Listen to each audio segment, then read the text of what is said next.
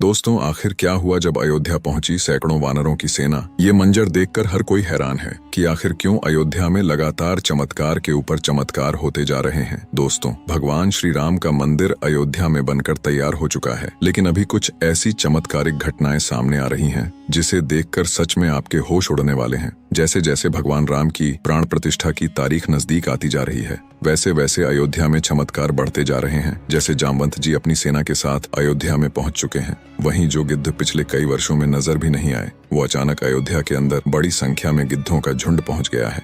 कई लोग इन्हें साक्षात जटायु कह रहे हैं। दोस्तों, इतनी बड़ी संख्या में वानर, भालू और गिद्धों का अचानक अयोध्या पहुंच जाना वाकई में भगवान श्री राम का चमत्कार है। और जब यह खबर वायरल हुई और मीडिया तक पहुंची तो सभी जगह भगवान राम के चमत्कार की चर्चाएं होने लगीं। इस चमत्कार को आज साइंटिस्ट भी नहीं समझ पा रहे हैं। दोस्तों, आज की इस वीडियो में हम आपको भगवान श्री राम के मंदिर निर्माण के दौरान हुए वह चमत्कार बताएंगे जिसे सुनकर आपके भी होश उड़ने वाले हैं। तो दोस्तों, वीडियो में आगे बढ़ने से पहले अगर आप भी भगवान राम के सच्चे भक्त हैं तो वीडियो को लाइक करके कॉमेंट में जय श्री राम जरूर लिखिएगा। तो चलिए शुरू करते हैं आज की इस वीडियो को। दोस्तों, भारत के इतिहास में 22 जनवरी 2024 का सुनहरे अक्षरों में दर्ज किया जाएगा। ये पल सभी के लिए बहुत ही खास और ऐतिहासिक होने वाला है। सभी राम भक्त इस ऐतिहासिक पल के साक्षी बनेंगे। आपको बता दें कि श्री राम जन्मभूमि अयोध्या 70 एकड़ जमीन पर बने भव्य राम मंदिर में भगवान राम की प्राण प्रतिष्ठा 22 जनवरी 2024 को होनी है। इस तारीख का सभी को बेसब्री से इंतजार है। लगातार भक्तों में राम मंदिर के द्वार खुलने की उत्सुकता बढ़ती जा रही है। इस भव्य कार्यक्रम की तैयारियां अंतिम दौर में है। राम मंदिर की प्राण प्रतिष्ठा का कार्यक्रम हफ्ते भर चलेगा। प्रभु श्री राम ने रामेश्वरम से लंका तक जाने के लिए राम सेतु का निर्माण किया था, जिसमें वानर सेना ने महत्वपूर्ण भूमिका निभाई थी। या फिर कहें कि बिना वानर सेना के राम सेतु बनाना लगभग असंभव था। आपको बता दें कि साथ ही साथ अन्य कई पशु पक्षियों ने भी राम सेतु बनाने में अहम योगदान दिया था, जिसमें कई गिलहरियाओं, भालू और गिद्ध पक्षी भी शामिल थे। यानी कि सभी की मेहनत का परिणाम हमें एक मजबूत राम सेतु के तौर पर देखने को मिलता है। इसके बाद प्रभु श्री राम ने रावण का वध किया और पुनः अयोध्या लौटे, तब धूमधाम से दीपावली का पर्व मनाया गया। लेकिन दोस्तों, वही दीपावली का पर्व एक बार फिर से होने जा रहा है, क्योंकि 500 वर्षों का कठिन संघर्ष सफल हो चुका है। 22 जनवरी 2024 को राम मंदिर में प्रभु श्री राम की प्राण प्रतिष्ठा होने वाली है। अब जैसे जैसे प्राण प्रतिष्ठा का समय नजदीक आ रहा है, वैसे वैसे कई चमत्कार अयोध्या में देखने को मिल रहे हैं। हाल ही में गिद्धों का एक बहुत बड़ा झुंड अयोध्या में देखा गया है। लोगों का मानना है कि विलुप्त हो चुके गिद्धों का अचानक से अयोध्या आ जाना रामायण से ही जुड़ा एक बहुत बड़ा चमत्कार बताया जा रहा है। साथ ही साथ अयोध्या के लोग इन्हें जटायु का वंशज बता रहे हैं और उनकी पूजा भी कर रहे हैं। लेकिन दोस्तों, अयोध्या राम मंदिर के आसपास वानरों को भी बड़ी संख्या में देखा जा रहा है, जिसे देखकर हर कोई हैरान है, क्योंकि इससे पहले इतने सारे वानर अयोध्या में कभी नहीं दिखाई दिए। जैसे जैसे श्री राम की प्राण प्रतिष्ठा का समय नजदीक आता जा रहा है, तो वैसे ही सैकड़ों की झुंड में वानर अयोध्या के राम मंदिर में पहुंच रहे हैं। दोस्तों, जैसा कि हम सभी जानते हैं कि वानर को हनुमान जी का रूप भी कहा जाता है। साथ ही साथ लंका पर विजय हासिल करने के लिए प्रभु श्री राम का साथ भी वानर सेना ने ही दिया था।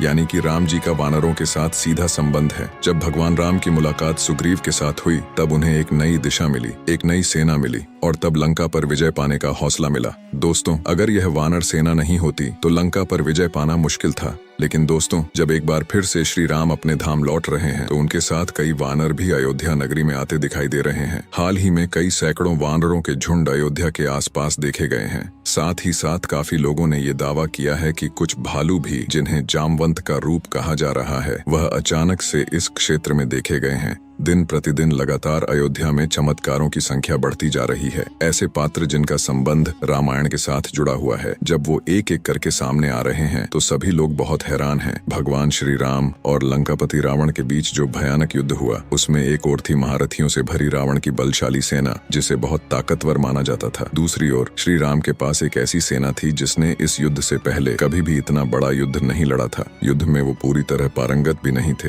ये वानर सैनिकों वाली सेना थी जिसने बुरी तरह रावण की सेना को धूल चटाई और इस युद्ध को जीता। लेकिन इस शानदार विजय के बाद वानर सेना का क्या हुआ, ये किसी को नहीं मालूम। भगवान राम जब युद्ध करने के लिए लंका पहुंचे, उन्होंने रावण की मजबूत सेना के साथ युद्ध शुरू किया, तो उनकी सेना में केवल वानर थे। युद्ध में जीत के बाद इतनी बड़ी वानर सेना आखिर कहां चली गई? वाल्मीकि रामायण के अनुसार इस युद्ध में वानर सेना की महत्वपूर्ण भूमिका थी, लेकिन वानर सेना के महान योद्धा महाराज सुग्रीव और अंगद का आखिर युद्ध के बाद क्या हुआ? तो अब वीडियो को जरा ध्यान से देखिएगा, क्योंकि ये रहस्य ज्यादातर लोगों को मालूम ही नहीं है। आज जो अयोध्या में वानर सेना दिखाई दे रही है, क्या इनका संबंध रामायण के साथ जुड़ा हुआ है? आपको बता दें कि रामायण के उत्तरकांड में ये उल्लेख मिलता है कि जब लंका विजय के बाद महाराज सुग्रीव वापस लौटे तो भगवान राम ने उनको किष्किंधा का राजा बना दिया और बाली के पुत्र अंगद को वहाँ का युवराज बनाया। इन दोनों ने मिलकर वहाँ कई सालों तक राज किया और रामायण के युद्ध में अपना योगदान देने वाली वानर सेना महाराज सुग्रीव के साथ ही काफी वर्षों तक रही। वानर सेना में महत्वपूर्ण भूमिका निभाने वाले नल और नीर कई सालों तक सुग्रीव के राज्य में मंत्री पद पर सुशोभित रहे, जिसके बाद महाराज सुग्रीव और अंगद ने मिलकर किष्किंधा के राज्य को और बढ़ाया। दोस्तों,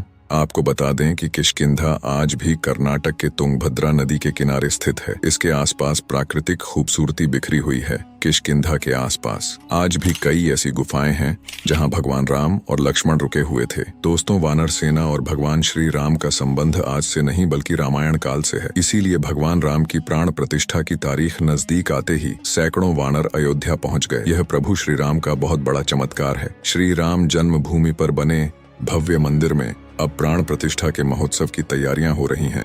यह मंदिर तो आप कभी भी देख सकते हैं, लेकिन अब सवाल ये है कि जब पुराने समय में यहाँ पर राम मंदिर था तो वह कैसा दिखता था, जिसे तोड़कर बाबर ने बाबरी मस्जिद बनवाई थी। आखिर उस पुराने राम मंदिर का निर्माण किसने किया था? क्योंकि यह रहस्य सीमित लोगों को ही पता है, ज्यादातर लोगों को इसके बारे में कुछ भी मालूम नहीं है। तो चलिए आज हम आपको इसके पीछे का पूरा रहस्य बताएंगे। तो अब वीडियो को जरा ध्यान से देखिएगा। आखिर उस समय भगवान राम की नगरी अयोध्या को किसने बसाया था? यह पवित्र नगरी हिंदुओं के लिए बहुत ही ज्यादा खास है, क्योंकि यहाँ पर स्वयं प्रभु श्री राम का जन्म हुआ था। इसीलिए इसे राम जन्मभूमि भी कहा जाता है। इतिहासकारों के अनुसार कौशल प्रदेश की प्राचीन राजधानी अवध को कालांतर में अयोध्या और बौद्ध काल में साकेत कहा जाने लगा। अयोध्या मूल रूप से मंदिरों का शहर था। हालांकि यहाँ खुदाई के दौरान आज भी हिंदू, बौद्ध और जैन धर्म से जुड़े मंदिरों के अवशेष देखे जाते हैं, जिसमें स्तंभों से लेकर हिंदू आकृतियां शामिल हैं। अयोध्या नगरी के होने का वर्णन वाल्मीकि रामायण में मिलता है। कहते हैं कि भगवान श्री राम के जल समाधि लेने के पश्चात अयोध्या कुछ समय के लिए उजड़ सी गई थी, लेकिन उनकी जन्मभूमि पर बना महल बिल्कुल वैसे का वैसा ही था। भगवान राम के पुत्र कुश ने एक बार फिर से राजधानी अयोध्या का पुनः निर्माण कराया। इस निर्माण के बाद सूर्यवंश की अगली 44 पीढ़ियों तक इसका अस्तित्व आखिरी राजा महाराजा प्रहतबल तक अपने चरम पर था। कौशल राज प्रहतबल की मृत्यु महाभारत के युद्ध में अभिमन्यु के हाथों हुई थी। महाभारत के युद्ध के बाद अयोध्या उजड़ सी गई, मगर भगवान राम जन्मभूमि का अस्तित्व फिर भी बना रहा। इसके बाद इतिहास में यह उल्लेख मिलता है कि ईसा के लगभग 100 वर्ष पूर्व उज्जैन के चक्रवर्ती सम्राट विक्रम आदित्य एक दिन आखेट करते करते अयोध्या पहुंच गए। थकान होने के कारण अयोध्या में सरयू नदी के किनारे एक पेड़ के नीचे वो अपनी सेना सहित आराम करने लगे। उस समय वहाँ एक घना जंगल था। महाराज विक्रम आदित्य को वहाँ की भूमि में चमत्कार दिखाई देने लगे। तब उन्होंने खोज आरंभ की और पास के योगी व संतों की कृपा से उन्हें झात हुआ कि यह श्री राम की जन्मभूमि है। उन संतों के निर्देश से सम्राट ने यहाँ एक भव्य मंदिर के साथ ही सरोवर, महल आदि बनवाए। कहते हैं कि उन्होंने श्री राम जन्मभूमि पर काले रंग के कसौटी पत्थर वाले 84 स्तंभों पर विशाल मंदिर का निर्माण करवाया था। उस मंदिर की भव्यता देखते ही बनती थी। विक्रम आदित्य के बाद के राजाओं ने समय समय पर इस मंदिर की देखरेख की। इतिहासकारों के अनुसार 600 वर्ष ईसा पूर्व अयोध्या में एक महत्वपूर्ण व्यापार केंद्र था। इस स्थान को अंतरराष्ट्रीय पहचान 5वीं शताब्दी में ईसा पूर्व के दौरान तब मिली जब यह एक प्रमुख बौद्ध केंद्र के रूप में विकसित हुआ। तब इस जगह का नाम साकेत था। कहते हैं कि यहाँ 30 बौद्ध मंदिर थे और 3000 भिक्षुक रहते थे और यहाँ हिंदुओं का एक प्रमुख और भव्य मंदिर भी था, जहाँ रोज हजारों की संख्या में लोग दर्शन करने आते थे। इसके बाद ईसा की 11वीं शताब्दी में यहाँ कन्नौज के राजा जयचंद्र आए और उन्होंने मंदिर पर सम्राट विक्रमादित्य के शिलालेख को उखाड़कर अपना नाम लिखवा दिया। पानीपत के युद्ध के बाद जयचंद्र का भी अंत हो गया। इसके बाद भारतवर्ष पर बाहरी लोगों का आक्रमण बढ़ गया।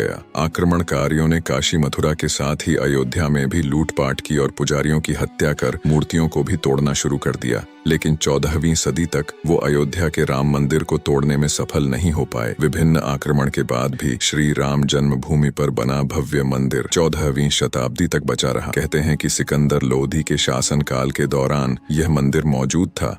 14वीं शताब्दी में हिंदुस्तान पर मुगलों का अधिकार हो गया और उसके बाद ही राम जन्मभूमि एवं अयोध्या को नष्ट करने के लिए कई अभियान चलाए गए। और आखिर में 1527 में इस भव्य मंदिर को तोड़ दिया गया और उसकी जगह बाबरी मस्जिद बनवाई गई। कहते हैं कि मुगल साम्राज्य के संस्थापक बाबर के एक सेनापति ने अयोध्या में श्री राम की जन्मभूमि पर स्थित प्राचीन और भव्य मंदिर को तोड़कर एक मस्जिद बनवाई थी, जिसके बाद मुगल शासक औरंगजेब ने इस मस्जिद का नाम बाबरी मस्जिद रख दिया। लेकिन अंत में बाबरी मस्जिद का विध्वंस कर दिया गया और फिर जिसके बाद इस जमीन पर कई वर्षों तक केस चलते रहे और फिर अंत में उस जगह को हिंदुओं को सौंप दिया गया, जिस पर आज भगवान श्री राम का भव्य मंदिर बनकर तैयार हो चुका है और 22 जनवरी को यहाँ पर भगवान राम की प्राण प्रतिष्ठा भी कर दी जाएगी। वैसे अगर आप में से कोई अयोध्या निवासी है तो हमें अयोध्या के बारे में कमेंट में जरूर बताना। तो दोस्तों, आज की इस वीडियो में बस इतना ही। जानकारी पसंद आई हो तो चैनल को सब्सक्राइब कर लीजिए। मिलते हैं अगली वीडियो में।